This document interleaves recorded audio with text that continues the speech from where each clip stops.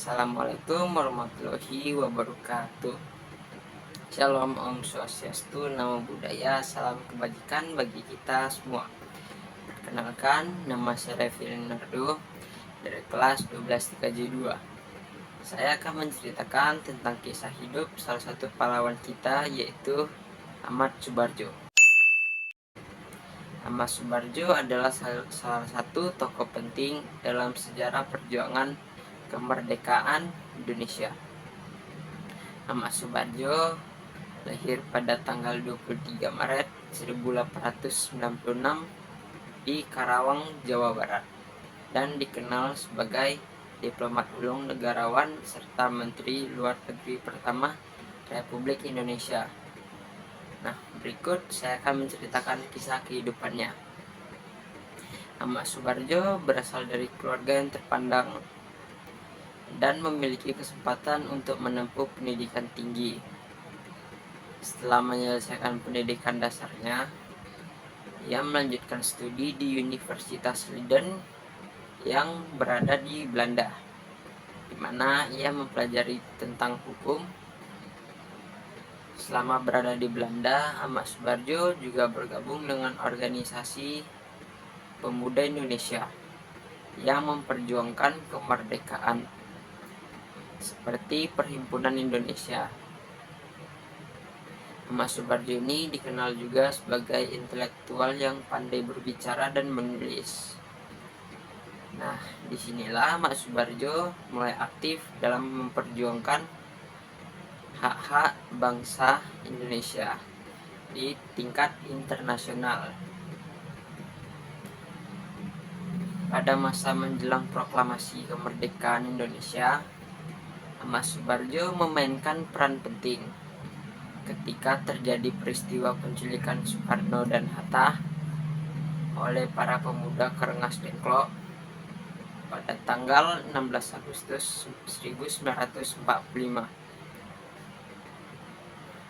Sosok Ahmad Subarjo ini menjadi penengah yang berhasil meyakinkan para pemuda untuk tidak memaksa Soekarno dan Hatta. Ia berjanji pada pemuda bahwa proklamasi kemerdekaan akan dilaksanakan pada tanggal 17 Agustus 1945 dengan kepercayaan penuh.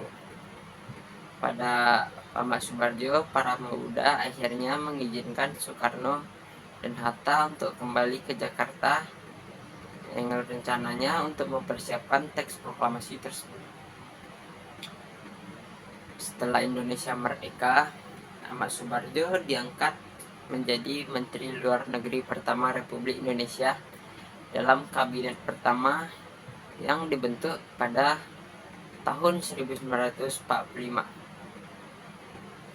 Ahmad Subarjo ini memiliki peran penting dalam memperjuangkan pengakuan internasional terhadap kemerdekaan Indonesia, khususnya di forum internasional seperti PBB.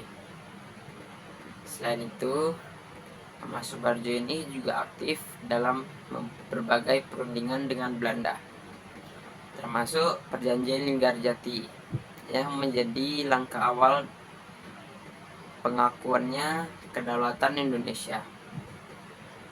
Ahmad Subarjo ini akhirnya pensiun dari dunia perpolitikan pada tahun-tahun berikutnya dan lebih banyak berkecimpung dalam pendidikan serta menulis.